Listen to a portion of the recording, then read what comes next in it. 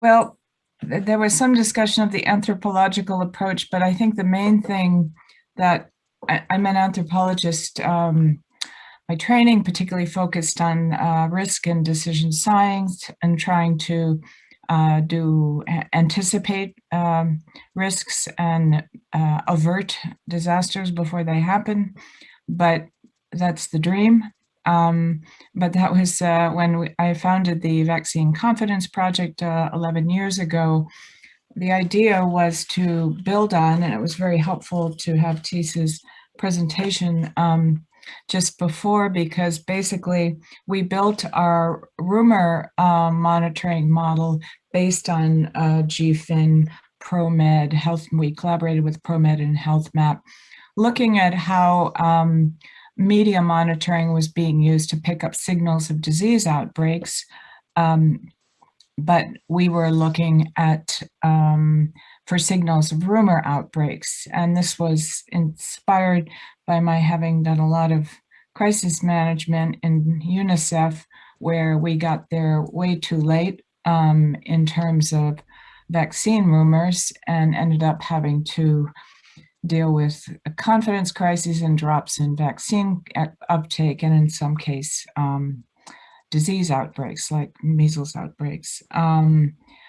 And there were usually earlier signals, and this has been talked about in a number of the presentations. We're in a very different environment now. There was no social media when I was initially doing this at UNICEF, and that's clearly changed the landscape. And even since we started at the Vaccine Confidence Project with our rumor monitoring using this similar platform and developing it and trialing it with ProMed and Health Map, we also faced the growing, and this was just with news media monitoring, the growing issue of coding, because there was a lot of ambiguity, and that has become even more hyper ambiguous in the context of social media. So we've learned a lot of the limits of media and social media monitoring, what you can get and what you can't get, what you learn and what you have to be cautious about. And one of the things is the importance of knowing context, comparability, when, where, and actually who are you listening to? Because especially in the social media space, there's a lot more clues and cues than there used to be in the beginning, but there still are a lot of false identities. You really don't know necessarily unless people give you cues in the context of the text, and there are newer ways to find out geographically where people are. But it's a complex space. So it's really important to have some other context. And I know Eve in particular brought this up also earlier, and I think it's been referred to throughout. So what we work on in the Confidence Project and the Vaccine Confidence Project is doing a mix of large-scale survey work. We do focus groups, we do the in-depth interviews, and we do a lot of environmental scanning, like what else is going on in these areas, and also looking at local histories. The other thing is knowing, as I said, who you're talking to. And with these nationally representative surveys, we have a lot of background data on socioeconomics, demographic, age, income, a number of different factors depending on what we're collecting. So the kind of things you can do with surveys is, for instance, this was on willingness to accept a COVID vaccine, which is highly varied across these 32 countries. And we found that above all other correlates, age, education, employment status, the one that was the biggest lever of acceptability or willingness to take a vaccine was confidence and trust in how the government was handling the pandemic response.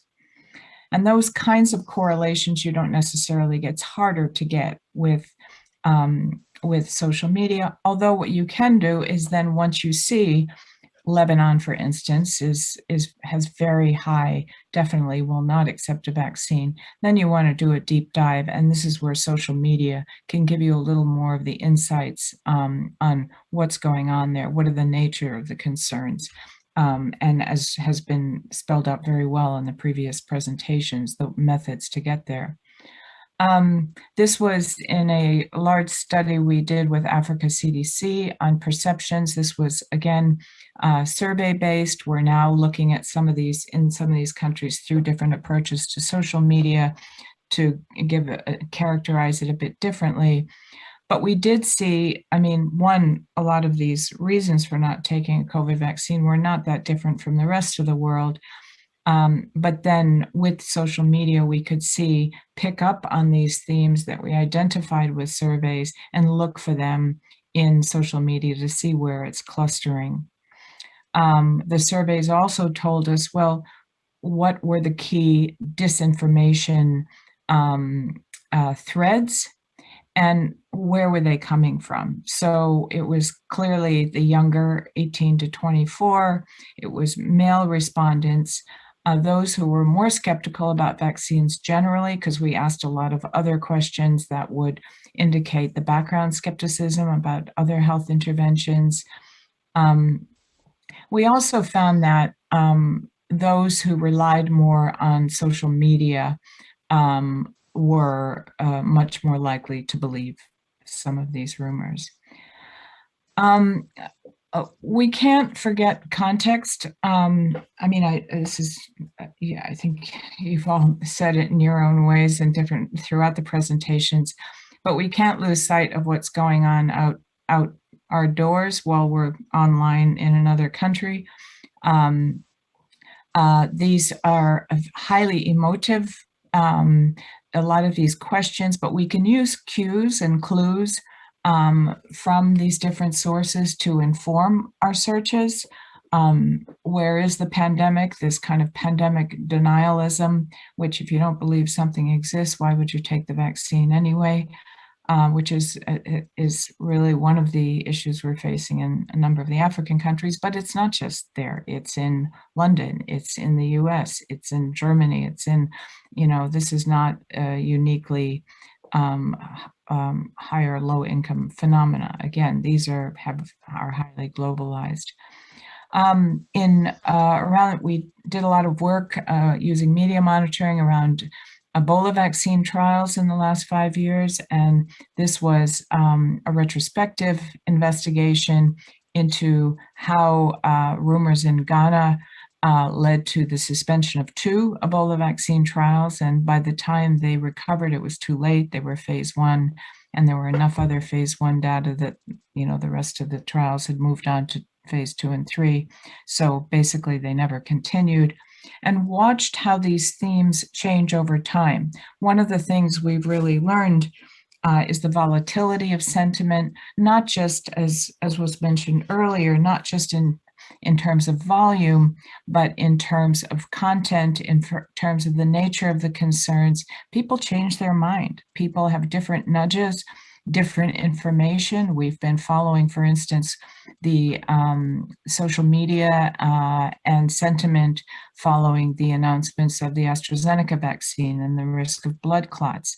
That caused our survey monitoring in Nigeria to plummet from 49% towards last December, saying they strongly agreed that COVID vaccine would be safe and effective. That dropped in March precipitously to 24%. With every day, there was more information. So we have these external influences that are come in and can shake a system. 1 minute left. Okay. The other thing is there's a lot of information in some of these protests, in some of these placards. You get a clustering of, what I like about this image is that it hits on a number of things, from the motives, the financial motives, the controlling risk of autism, the safety, Even I serve in education, how they can, if you don't want to go to, if you want to go to school, but you don't want a vaccine, what does that do? Billboards, this is more and more we see these anti-groups going offline so we can tidy up social media, but it's not going to go away unless we're dealing with the roots. This is a documentary film on TV in Denmark. TV is the #1 source of information in our survey across Africa. Radio is #1 in West Africa. This is, I'll just end here. This is my book, Stuck. It talks a lot more on the whole approach of multi data sources and rumors and the power of emotions. Thanks very much.